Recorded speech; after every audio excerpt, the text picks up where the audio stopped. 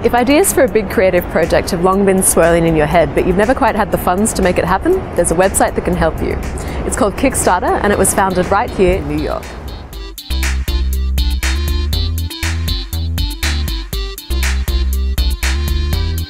I'm here with Yancey, who's one of the founders of Kickstarter. Kickstarter is a website where people can fund their creative projects. So how do you define a creative project?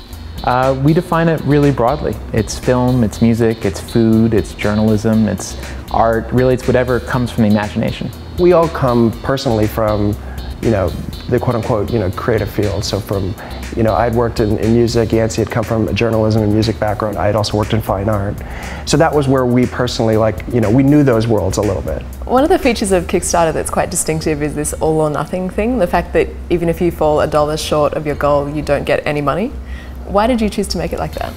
Because people procrastinate, I think, otherwise. If you just have some tip jar or something, no real reason for someone to get involved, you can just delay forever. But the all or nothing thing really forces people to, to get excited, to work on it together. And the interesting thing is that the tipping point for a project is actually just 25% of its funding goal. So if you raise 25% of your goal, you eventually succeed 90% of the time. So Kickstarter itself kicked off over a year ago. It seems like the perfect time because the rise in social media has been so big in the last few years. How have social media services played into the success of Kickstarter? They're definitely a huge part. If I start a project, the first thing I do is I post it on Twitter and Facebook and Tumblr, and I get the word out that way. So it sort of sits on top of everyone's friends and followers. Are there any characteristics of the successful projects that are in common? Like, do you see particular things crop up again and again that would ensure their success? Yeah, good projects definitely share some common traits. One is that they have a video. A video is so huge just to directly communicate who you are. They also have really interesting rewards. One of my favorites was a woman named Emily Richmond who's sailing around the world alone. And one of her rewards was for $15, she would take a Polaroid at some point on her trip, and the next time she got into a port, she would just mail it to you. And then the third thing is really a story. Each of these projects is a narrative of someone trying to do something that they feel really deeply about. Now, can anyone just submit their project idea and it goes up straight away on the site? What's the process? No, they cannot.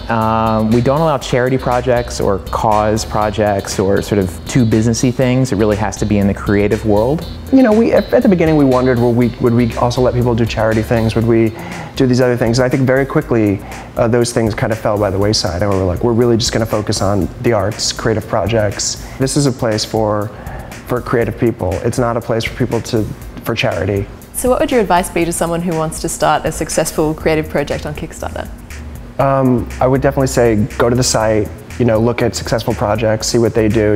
You can kind of pick up a good sense of what makes a project successful, really cool ways to think about rewards. Get your friends involved, ask them, be like, okay, if I launch this, what do you think, So if you can do all those things, if you don't think of it as a pot of free money, which it's not, I think you'll do fine.